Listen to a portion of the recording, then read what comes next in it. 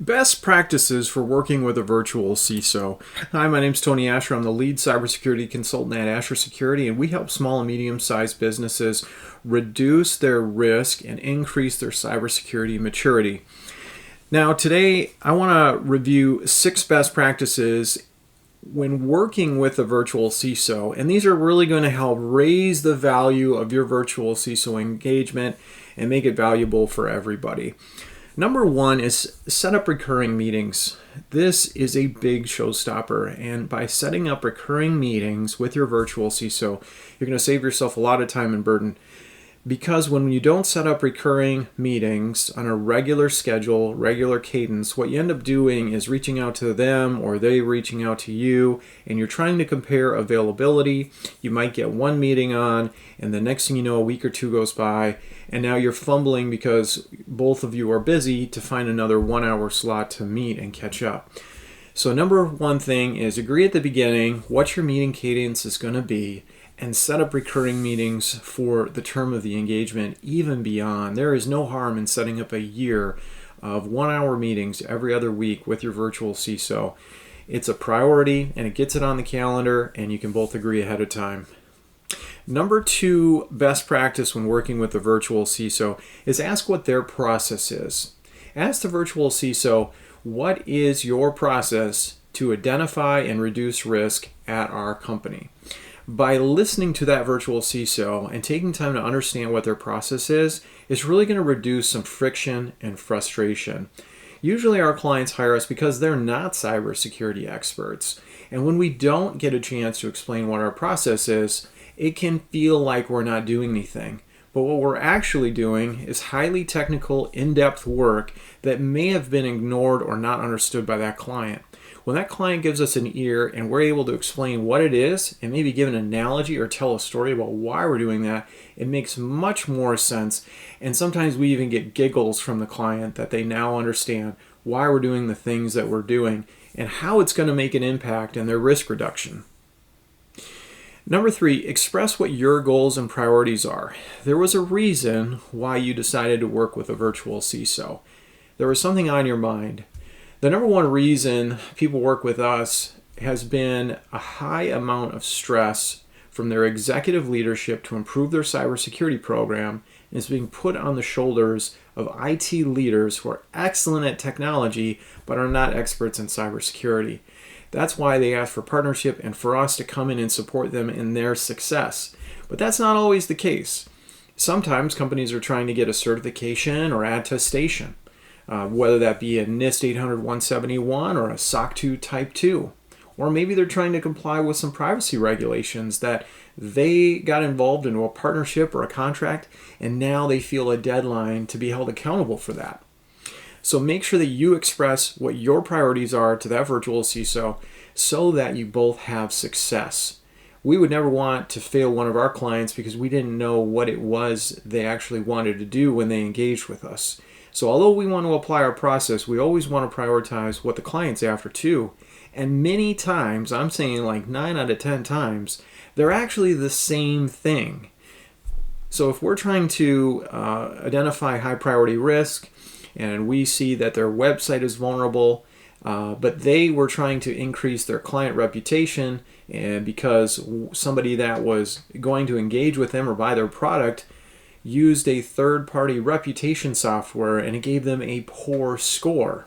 So what we're doing is actually going to improve their score, and that improved score is actually going to help them reduce friction during their prospecting, lead, and sales process. The number 4 best practice in working with a virtual CISO is patience. And you might have kind of heard that as a subtlety here as we've reviewed the first 3. Patience is really important. If I were to go to the doctor and that doctor was an expert in neurology or heart surgery, and they attempt to give me a diagnosis over something that's happening, when I listen to those experts in the medical field, I actually don't even know what they're saying. And we can be guilty of that too. But once we get done saying what we need to say, and we should use brevity, we like to assess the client And we don't want to treat clients like they don't know. So we tend to start at a highly technical level, and then we'll come back and explain it again so it makes more sense. And I have no problem continuing to have that conversation and building it into analogies and stories where it finally does make sense. But my point here, and number 4 best practice in working with a virtual CISO, is be patient with them. Listen to what they're trying to communicate to you and why, and always express that you don't quite understand, and ask that virtual CISO to continue to explain it until it does make sense. At the end of the day, you are basically taking a class from someone who's an expert in their field, and they're willing to educate you, and that's not going to go away. You're going to carry that with you for the rest of your career. It's going to be highly valuable. Number 5, map actions to risk reductions. One of the tendencies that I feel like we have in cybersecurity is to react to what's going on the front page of the news. Oftentimes, I see IT leaders bear this burden of executives seeing this news and asking them what are they doing about it. What we need to get better at as professionals and practitioners is the part of the process in which we identify risk and then we prioritize risk. When we prioritize risk, after we do that, we can finally go from strategy to tactics and start to decide the best way to remediate or mitigate that risk to lower it. Those are the actions that we're going to take. We don't want to do that in reverse order and just start doing things that sound like a good idea, do things that are recommended on a website or the front page of the news. We want to make sure that what we're doing is directly aligned with the risk that we have mapped, prioritized, and communicated. When we do this successfully, not only can we promote what we're doing from a cybersecurity program, but we can also respond to questions from the audit committee or the executive board, the risk committee, about why aren't we doing these things? Why haven't you done this? So-and-so did this, why haven't we? And if your answer was, that's a really great thing to do, and that's actually on our list, but it's going to be further in the future because we need to focus on these larger risks, those executives are always satisfied with that answer. And that way you have a why when you're asked those questions. Finally, number 6 of the best practices for working with a virtual CISO is to take notes. Document the progress that you're making together. Hopefully your virtual CISO can help you with this, but at some point you're probably going to be asked to give a presentation. You're going to be asked to update the executives and the stakeholders that have invested in your program to improve your cybersecurity, and they're going to ask, what have you been doing?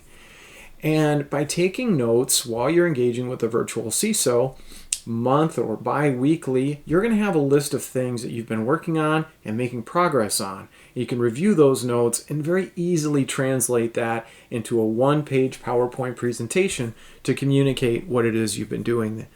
Time goes by fast, and if we don't do this, sometimes you can invest with a virtual CISO for months or maybe even a year. And when you're asked, what did that lead to?